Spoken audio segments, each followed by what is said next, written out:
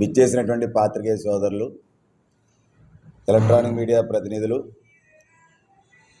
Print media ప్రతినిధులు, cameraman సోదరులు అందరికీ కూడా పేరు పేరున హృదయపూర్వకంగా కృతజ్ఞతలు తెలుపుతా ఉన్నాం.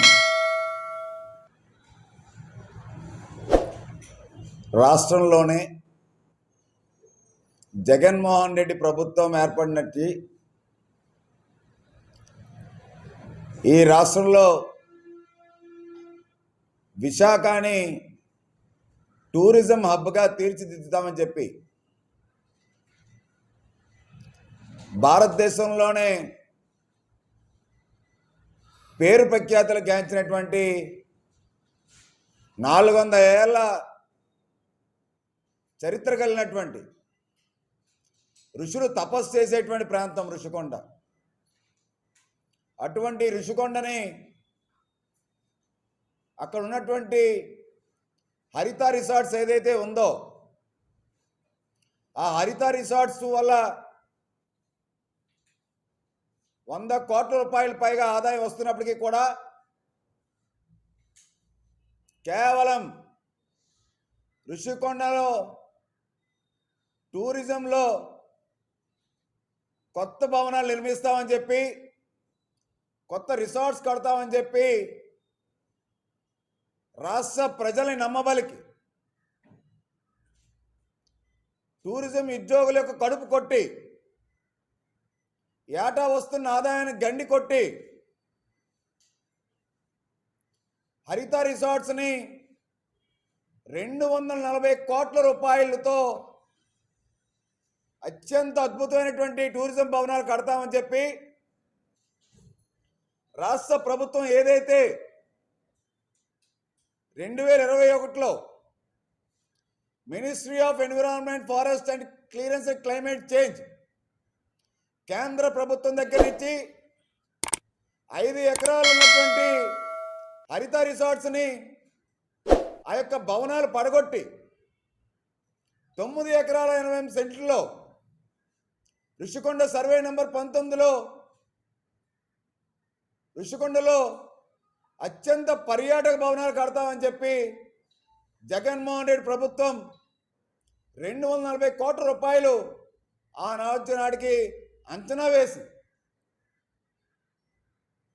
పెద్ద ఎత్తున ఋషికొండ విధ్వంసం జరుగుతూ ఉంది. Ministry of environment, forest, clearance and climate change దగ్గర నుంచి తీసుకొచ్చినటువంటి పరిమితుల కన్నా అదనంగా కొండను తవ్వుతున్నారు. తవ్వినటువంటి వ్యర్థాలని సముద్ర తీర ప్రాంతం అంతా కూడా పూర్తి స్థాయిలో నిబంధనల విరుద్ధంగా, సిఆర్జెడ్ నిబంధనల విరుద్ధంగా అక్కడ సముద్ర తీర ప్రాంతం అంతా కూడా పోసేస్తున్నారని చెప్పి జనసేన పార్టీ ఆనాడు రాష్ట్ర అత్యున్నత న్యాయస్థానాన్ని, హైకోర్టుని ఆశ్రయించడం జరిగింది. ఋషికొండకు జరుగుతున్న అన్యాయం, ఋషికొండలో జరుగుతున్న విధ్వంసం, ఋషికొండను బోరుగుండు చేసేశారని చెప్పి ప్రజా ప్రయోజన వాద్యం వేయడం జరిగింది. ప్రజా ప్రయోజన వాద్యం వేసిన తర్వాత అప్పటికీ కూడా జీవీఎంసీ పర్మిషన్స్ కానీ, స్థానికంగా తీసుకోవాల్సిన పర్మిషన్స్ కానీ ఏమీ లేకుండా కేంద్ర పర్యావరణ అటవీ మంత్రిత్వ శాఖ దగ్గర నుంచి వీళ్ళు తీసుకొచ్చిన పర్మిషన్స్ ఏవైతే ఉన్నాయో అవి ఏవి కూడా సరైన రీతిలో వీళ్ళు అమలుపరచడం లేదు.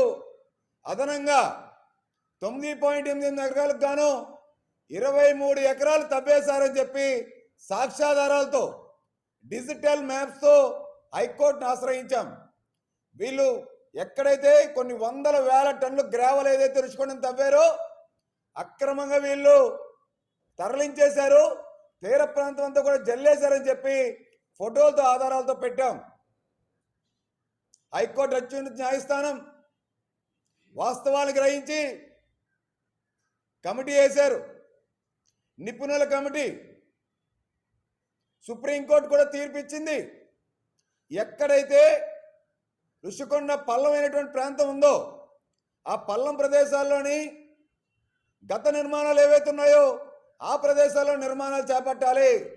కొత్తగా ఎక్కడ కూడా కొండని తవ్వడం, అక్కడ నిర్మాణాలు చేపట్టడం అనేది చేయకూడదని చెప్పి సుప్రీంకోర్టు సాక్షాత్తు రాష్ట్ర ప్రభుత్వం వెళ్ళినటువంటి పిటిషన్ మీద ఆ రోజు ఇంటీరియర్ ఆర్డర్ ఇవ్వడం జరిగింది. అక్కడ జరిగే నిర్మాణాలు కానీ, నిర్మాణ పనులు కానీ, అక్కడ చేపట్టే ఏ కార్యక్రమమైనా హైకోర్టు తీర్పు లోబడి ఉంటుందని చెప్పి హైకోర్టు కూడా మధ్యంతర ఉత్తర్వులు ఇచ్చింది. ఇవన్నీ కూడా అధికారులు పట్టించుకోవటం లేదు, ప్రభుత్వం పట్టించుకోవట్లేదని చెప్పి మళ్ళీ కోర్టు ధిక్కరణ కింద కంటెంప్ట్ కేసు కూడా కంటెంప్ట్ CC 1425/2022 మేము ఫైల్ చేయడం జరిగింది.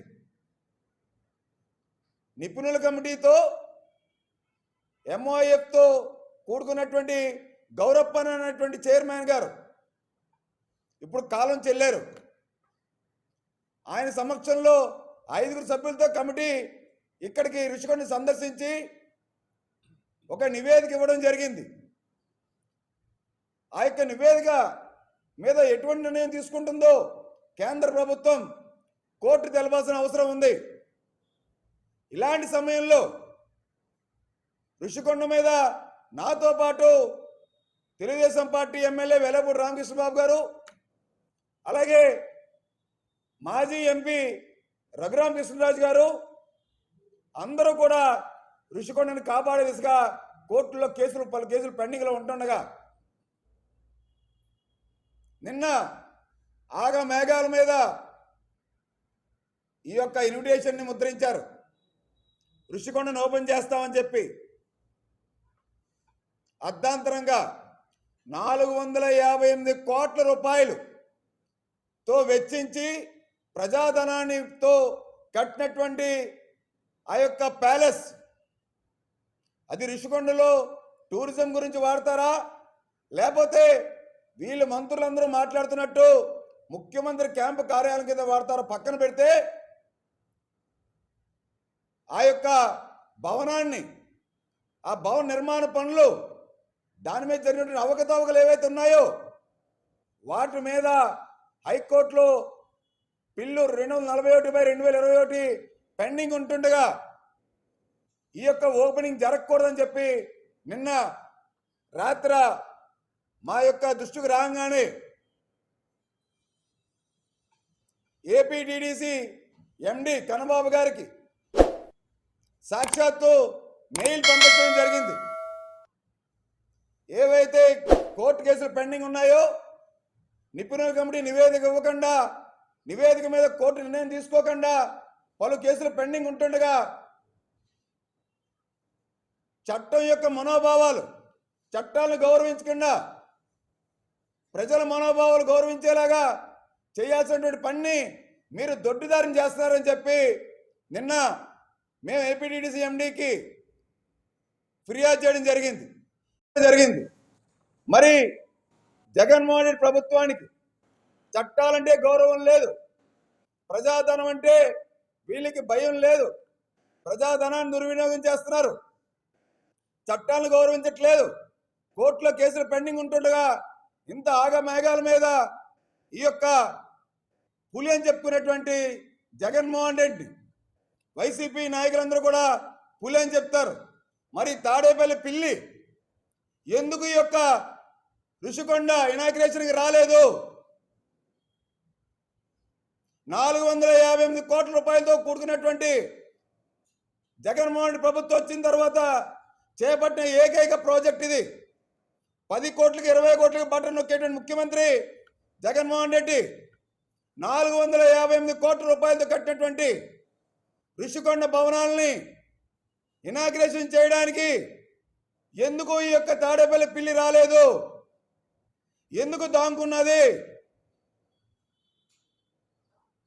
ఇవాళ ఐరన్ లెగ్ అని చెప్పుకున్నటువంటి మంత్రి రోజా, టూరిజం మినిస్టర్ వచ్చి ఇవాళ అక్కడ ఓపెనింగ్ చేశారు. ఎవరిని కూడా లోపలికి ఎలో చేయలేదు.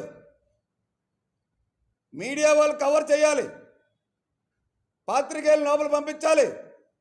ప్రజాధనం అది, రాష్ట్ర ప్రభుత్వ ధనం అది, రాష్ట్ర ఖజానా నుంచి ఖర్చు పెట్టిన ధనం అది.